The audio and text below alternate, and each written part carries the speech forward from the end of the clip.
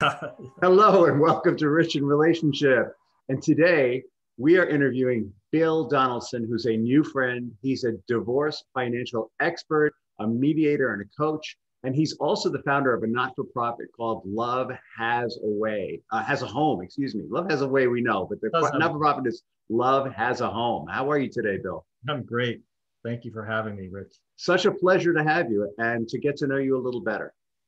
And the question that I ask everyone, first question everyone gets right out of the box, it's a tough one, is how did your heart or your passion lead you to do the work that you do? That is a good question. It's a question that you have to sometimes go back a little bit and track, where my heart took me to get to where I am. And the first place it took me was a career with the Connecticut State Police. Mm-hmm. And in that incarnation, or whatever you want to call it, my heart was leading me to help people, to serve people. And but when I got into that job, something felt wrong, a little off. I wasn't sure what it was, but I think now I look back and I can see that there was really, and it still exists today, it's a problem, I believe, in law enforcement, is an us versus them attitude. And I think it's there as a form of maybe protection. Because, if you have too much compassion for the person you have to put in jail, it could be difficult. So I think there's a big separation between police and those who they deal with. Absolutely. As you know from conversations we've had earlier, I have multiple family members who have participated in law enforcement in various ways. And in my experience, from what they shared with me, part of it also is, and I really want to make, even though we're going through a time where law enforcement is seriously being questioned, and probably rightly so, anytime we give someone that kind of authority, when we give someone authority, I think we have the right to question how they use the authority. But at the same time, I want to just say that I think that so many people in law enforcement find themselves in the position of seeing situations, painful situations, horrible situations, corrupt situations, like they are in the position of protecting all of us regular folks, I'm going to put in quotation marks, from people who are leading some incredibly devious, abusive, horrible, taking advantage of other people's lives, and then people who are just plain old having a hard time. And I think you kind of have to develop a thick skin in order to deal with that. And yeah, so that's where that us and them thing starts. But of course, it's so much. I'm not saying it's right. I'm just saying I think we have to have empathy for our friends, or if you want to call them enemies in law enforcement, because they're in this really tough position of maintaining law and order, and at the same time, emotionally, they're facing things that they're keeping us, the rest of us, from being engaged in. And so it's when you have that kind of empathy, you start to understand how a law enforcement officer might cross the line in ways that are unimaginable to the average human being. Yeah, for sure. And I certainly don't condone a lot of the things that are happening out there. But yeah, there's a piece of it that you can't understand unless you've been in those shoes. Mm-hmm. And that's the incredible amount of stress, what that does to you. And also, like you said, that challenge of, to some degree, you need to have compassion so that you're fair and you don't, you treat people the way they should be treated. But if you go too far with it, then it becomes like difficult to do the job sometimes. Mm-hmm. And I think that may have been where I found some challenges, because, I did feel a lot of compassion for the people that I was dealing with, and it was perceived as weakness by... Says the founder of Love Has a Home. Right. Yeah, that's absolutely understandable. So that's been with me. That environment was very restricting of your compassion in some ways. And how did it take you to the sort of next phase in your life? Well, I ended my career a little early. I did 13 years, which, is still a pretty long career. Pretty respectable. But, it's 7 years short of a full career.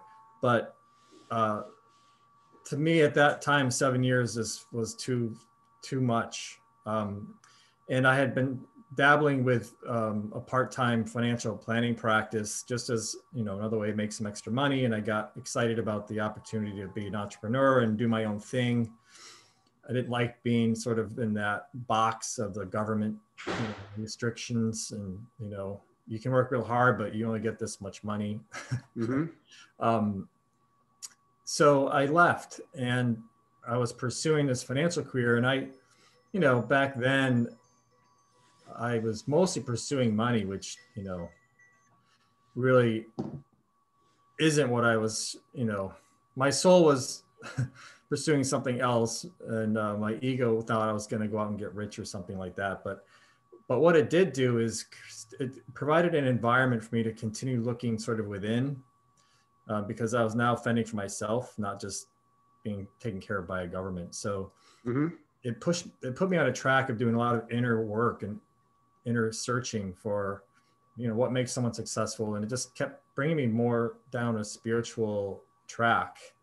And so eventually I started doing things like becoming a mediator and working in the divorce area and helping people resolve conflict peacefully. And, you know, so that sort of peacekeeping part of me came back alive in this, what seems to be a totally different career. People ask me, like, how the heck did you go from being a state trooper to a financial advisor? I'm like, well, I don't know, it just happened. But I managed to sort of merge the two together in that way.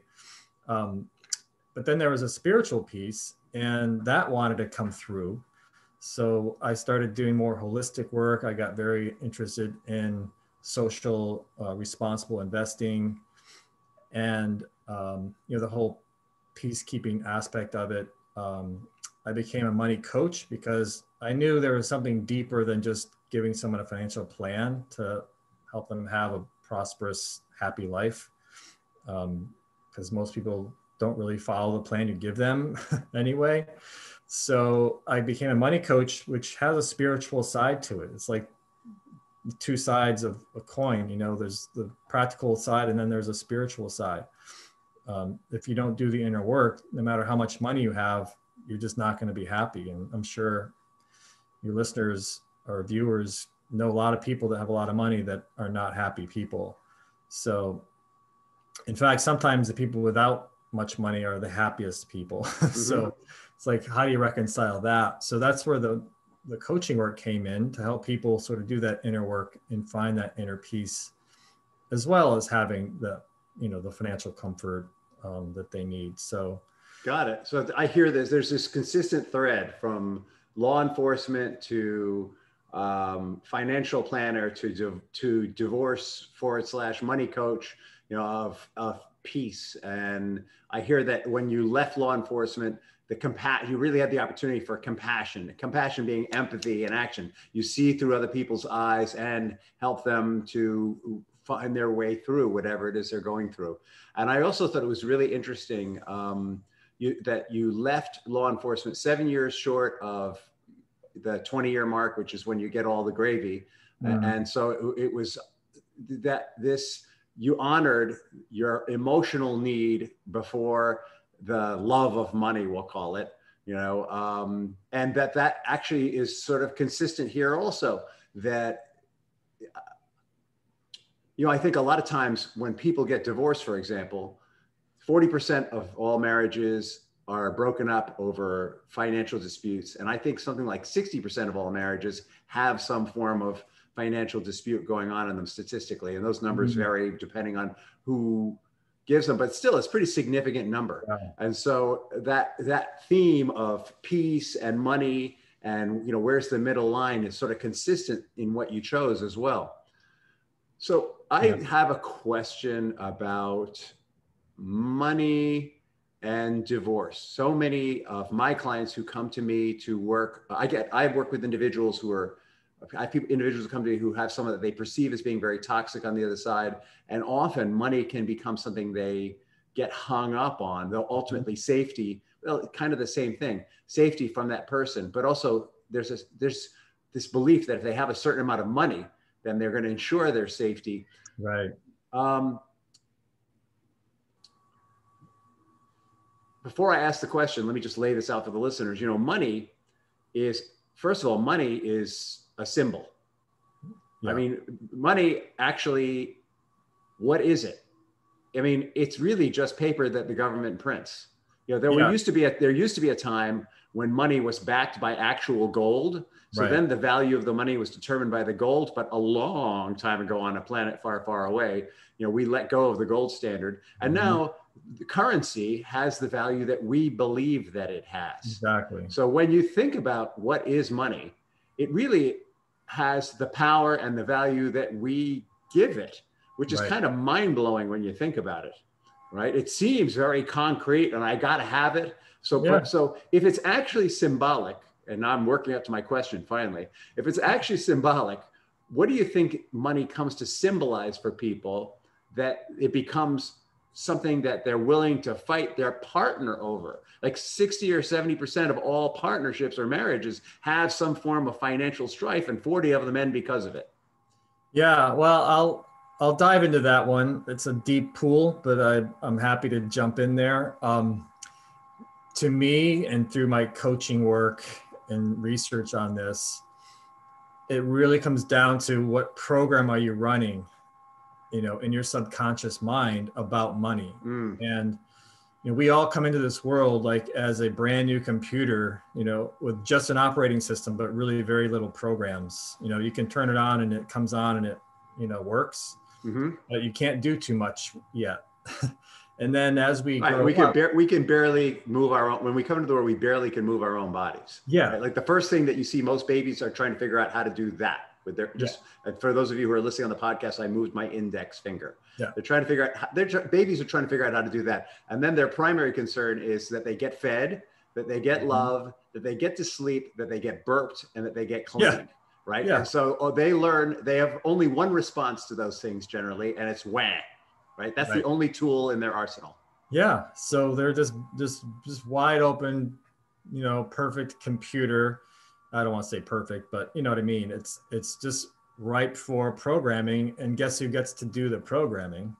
Mom and dad. And neuroscience tells us that between ages of 2 and 12, 95% of our programming is baked in, it's done. So along that span of life, we're hearing mom and dad talk about money. We're hearing them complain about money. We're hearing them tell us things about money. Or maybe we're hearing them pursue money and adore money and think it's really important. I mean, it just depends on the household. Right. Yeah. Mom is never home. Dad's never home because they're always at work, or they're, you know, or whatever it is. It's not always healthy stuff. Or one parent is home and the other one's working full time. And then there's a dispute about that. Oh, well, I earn the money. Oh, well, I hold up the household. You think that's not as good as working for a living? I mean, there's all kinds of tension that comes out of this relationship. Yeah. Exactly. So what happens is, so these programs get, you know, that get plugged in, get installed into our subconscious mind. And between the ages of 12 and, you know, 18 or whatever, you're not really engaging those programs too much because we're not independent yet. We're still just relying on other people to take care of us. But then we go out into the world and we have to start, you know, having a relationship with money, and all these programs kick in. And that's where people find themselves, you know, having a little trouble. Sometimes they're going to want to do the opposite of what they grew up with because they don't want to be like that. And sometimes they just run the same program because it's unconscious and they don't really realize it. So when that, in the context of couples coming together, they have very different programs around money running. And each of them expects the other to be like them when it comes to money. You know, they have their beliefs about it.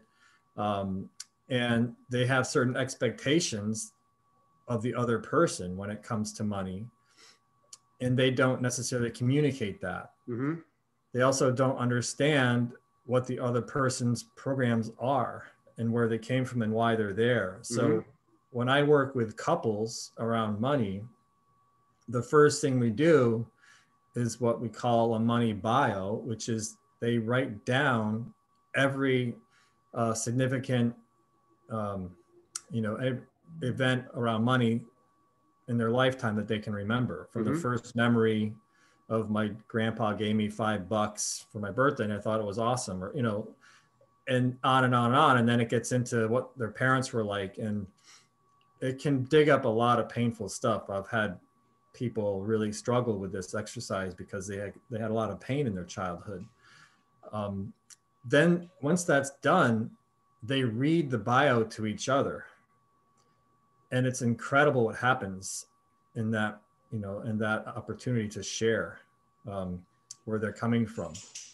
And a lot of times there's a lot of compassion that comes out of that. And like, oh my God, I had no idea that that's what you were going through, as a kid. And now I understand why you are the way you are. Now I understand why you're afraid to spend a penny, because you grew up in that complete lack mentality around money and you're just running your program. So, and for those of you who are listening, right, it may sound strange that a couple might only just discover that by writing it out and talking to each other about it. But remember what Bill said is that a lot of this stuff is unconscious or semi-conscious. Like the studies show that from 0 to 7, we almost have no sense of self.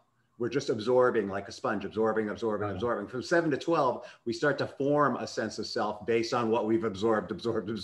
From 13 and on, we're going through all those good physical changes. And now we're trying to figure out how to apply all those things, what's going to work, what isn't. And a lot of that stuff becomes set, but we're not really processing it. We're not really thinking about it. We're on automatic. And even as adults, for the most part, many of us are just on automatic. And though the experiences are there within us, it's very rare that a couple will get together and talk about why when people get married, they fall in love, they get married, bam, they go through a major change because it's a big commitment. By definition, the commitment of I'm in it for the long haul with you changes us. And at the same time, all your unconscious programming about what a marriage is supposed to be kicks in.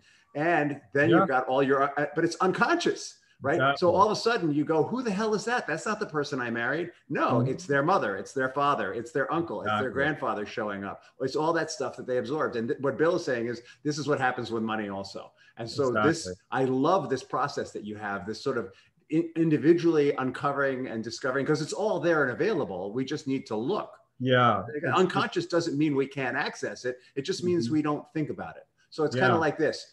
Our brain has our heart beating automatically and us breathing without thinking. And our brain also has us navigating socially without thinking to some extent, based on, well, this is what's worked. This is what's worked, even if it's not working that well. So it's really just uncovering the process that's already happening. And it is uncoverable. And it's so cool. What a cool process you have. Yeah, it always starts with awareness, because you can't treat something if you're not aware of it. So it's just like going to get a diagnosis, from probably more so a naturopath, but like, let's really find out what's behind this and why you're having these symptoms. And that's what it's about. It's uncovering, digging deep.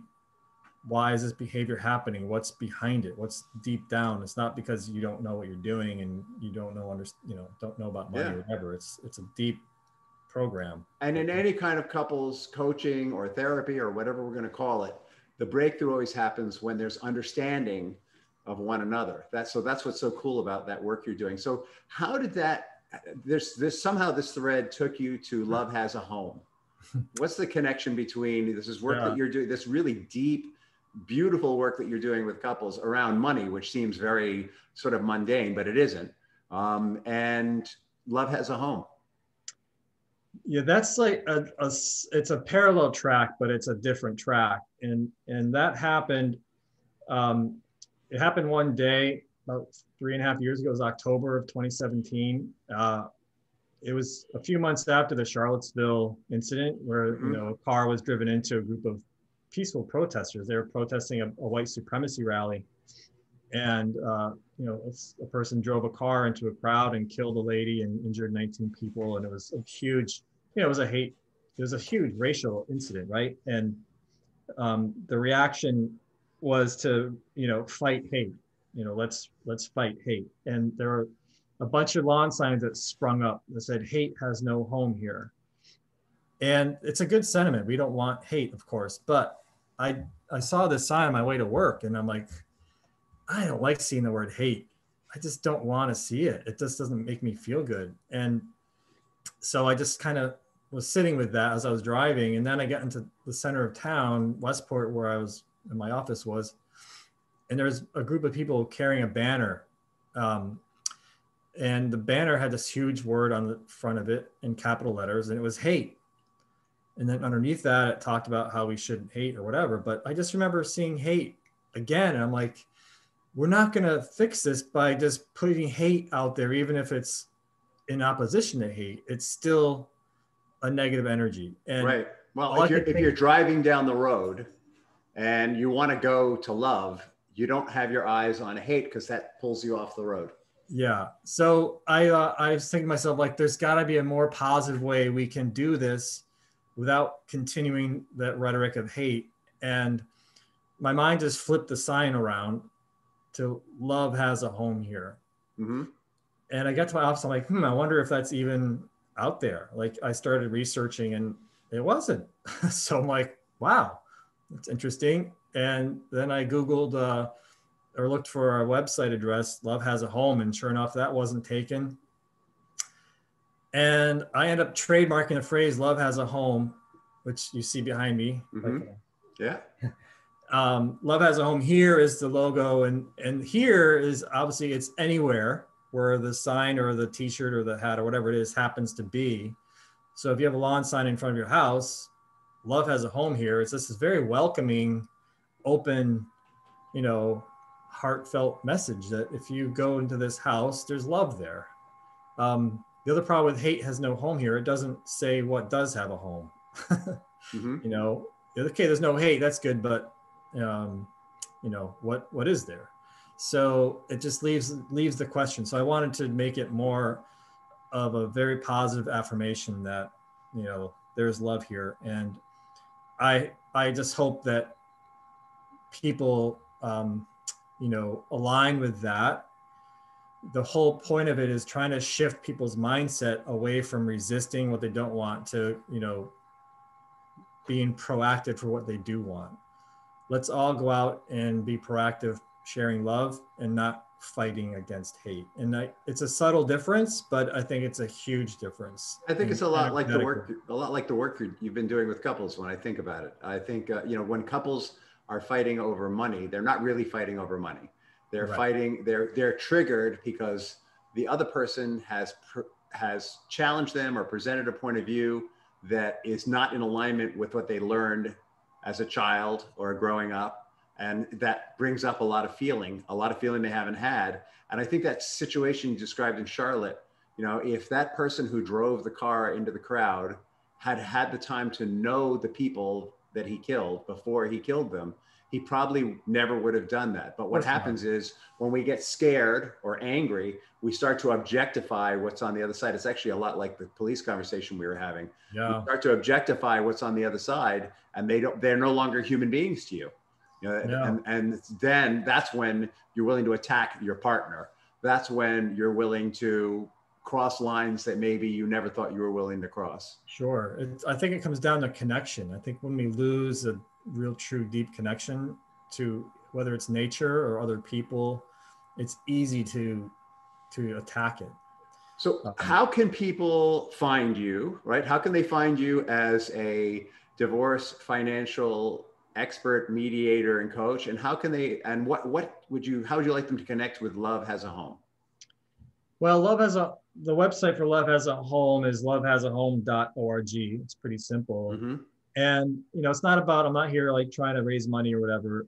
It's really just about understanding where that message comes from and embodying that, just kind of changing your mindset to promoting love instead of fighting against Mm-hmm. fighting against hate or fighting against this. It's sort of like the law of motion. For every action, there's an equal and opposite reaction. So Mm-hmm. if you're fighting against something, that's going to just push back, and you're going to end up. That's why the war on terror, the war on drugs, the war on poverty, they don't typically work, because it's just this, fighting against. Yeah. So it's like Martin Luther King. I love the quote where he says, "Darkness can't overcome darkness, only light can, and Mm-hmm. hate can't overcome hate, only love can." So Mm-hmm. it's like shining a light in the darkness. That's the only way to get rid of the darkness. So love is that light. That my goal is to just get lots of love lights shining onto the dark corners of the world and healing the world. So the financial. It reminds me of a Grateful Dead song. There's this one line: "Take your hands out of your pockets and turn on your love light." Yeah, yeah. There's also a great Robert Plant song. It's "Turn on your love light, shine it all around." Yeah. And then the Donaldson Financial Wellness Network is the name of my business. I emphasize the wellness piece because it's not about just having enough money. It's about total wellness and peace of mind. And that's DonaldsonFWN.com, FWN for Financial Wellness Network. So, yeah, so that's it. It's just want to spread some peace and love around and make the world a little bit better. And we'll do our best to have all those links in the notes for the podcast and blog. So the question that I ask everyone as we come near the end, and sadly we're near the end, is what is the legacy Bill Donaldson wants to leave behind? Well, I think I just sort of answered that question already with my mission, which is to start just shifting that mindset, shifting that paradigm of resisting what we don't want to, being proactive, being for what we want. It's like Mother Teresa when she was asked, would you come to an anti-war rally? And she said, no, but when you have a pro-peace rally, I'll be there. So my legacy is that there's just a little bit more love, a little bit more compassion. And that's my ministry. We didn't get into that, but I'm about to be ordained as an interfaith minister Congratulations. To just be part of that promotion of love and compassion, making that more formalized and see where this is all taking me. But it's a constant evolution of where my life is going. And it's fun to sit and watch it unfold. Nice. Yeah. I like the way you're allowing it to happen instead of trying to drive it. Yeah, that's for sure. Just sort of letting it go. And letting go and letting God, as Wayne Dyer used to say. So. All right. Well, thank you so much. Such a pleasure to have you, and look forward to learning how love has a home and Donaldson Financial Wellness moves forward in the future. Thank you so much for having me. It was great.